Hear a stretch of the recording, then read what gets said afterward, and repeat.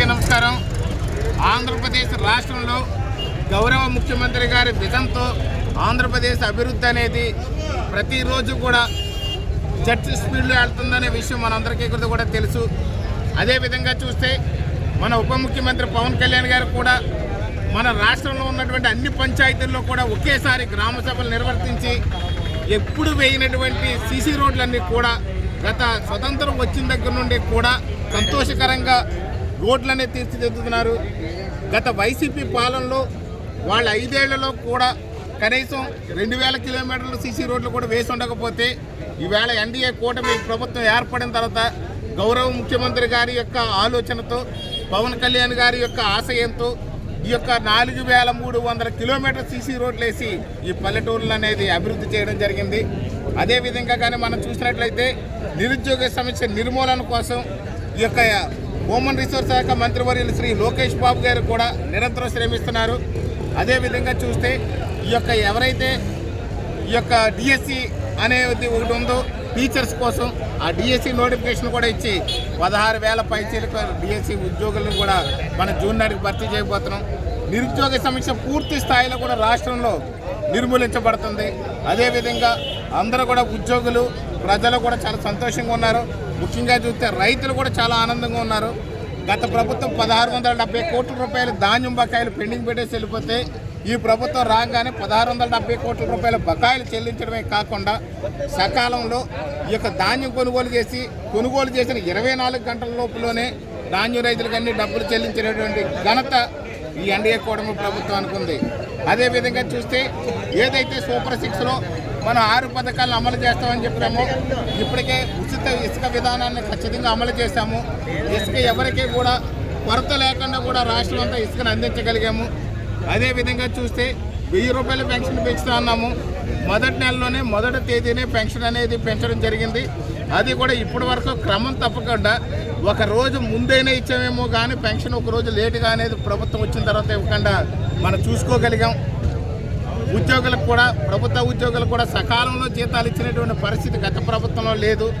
ఈ ప్రభుత్వంలో సకాలంలో ఖచ్చితంగా 1వ తేదీన ఉద్యోగస్తులందరికీ కూడా జీతాలు పడుతున్నటువంటి పరిస్థితిని మనం చూస్తున్నాం. అదేవిధంగా మద్యం పాలసీ మీద కూడా మంచి పాలసీ తీసుకొస్తామని చెప్పాము. ఏదైతే అత్యధిక రేట్లకు అమ్ముతున్నారో ఆ రేట్ల ఇబ్బంది లేకుండా మేము చూస్తామని చెప్పడం జరిగింది. అదేవిధంగా నాణ్యమైనటువంటి మద్యాన్ని సరఫరా చేస్తాం. ఎందుకంటే తాగిన వాళ్ళందరూ కూడా అనారోగ్యాన్ని పాలైపోతున్నారు కాబట్టి ఆ పరిస్థితి నుంచి మేము బయటకు తీసుకొస్తామని చెప్పేసి ఆ రోజున చెప్పడం జరిగింది. అదేవిధంగా చూస్తే నాణ్యమైన మద్యం ఇస్తున్నాము, దాంతోపాటు తక్కువ రేట్లో మద్యం ఇస్తున్నాము, దోపిడీ లేని మద్యాన్ని సరఫరా చేస్తున్నాం.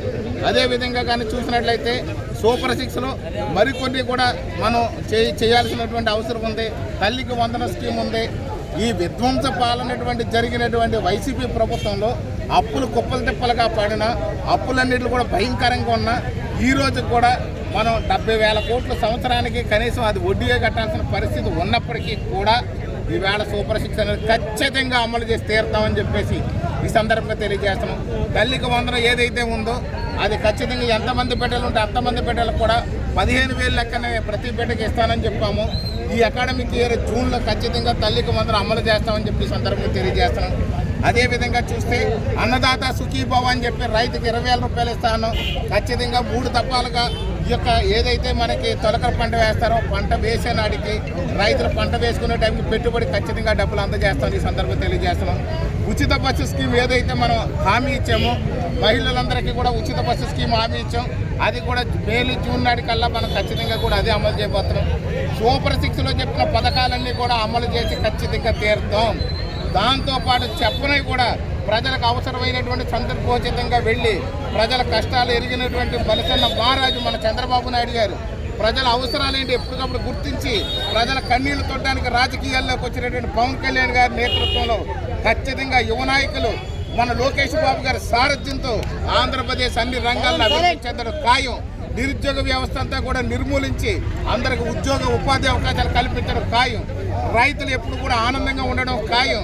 ఈ రాష్ట్రంలో ఉద్యోగులందరూ కూడా ఆనందంతో జీవించే రోజు. గురువుల్ని పూజించడం అనేది ఎన్డీఏ కూటమి లక్ష్యం. గురువుల్ని పూజించడం, గురువులు గౌరవించడం చేస్తున్నటువంటి ఎన్డీఏ ప్రభుత్వం ఖచ్చితంగా ప్రజలు ఇంకా కోరుకుంటున్నారు. రాబోయే 15 ఏళ్ల పాటు ఈ ప్రభుత్వం ఖచ్చితంగా ఉండాలి, మరో 15 ఏళ్ళు ఉండాలి. అనేది ప్రజలందరూ కూడా నిర్ధారించుకుని కూర్చున్నారు. ఉద్యోగులందరూ కూడా బ్రహ్మాండంగా దీన్ని ఆనందిస్తున్నారు. గ్రాడ్యుయేట్స్ అందరూ కూడా ఈరోజు తెలుగుదేశం, జనసేన, బీజేపీ బలపరిచినటువంటి ఎన్డీఏ కూటమి అభ్యర్థి అయినటువంటి పేరాపత్ర రాజశేఖర్ గారిని 1,00,000 పైచిలకు ఓట్ల మెజారిటీతో గెలిపిస్తున్నారు అనేది మేము ముందుగా తెలియజేస్తాం.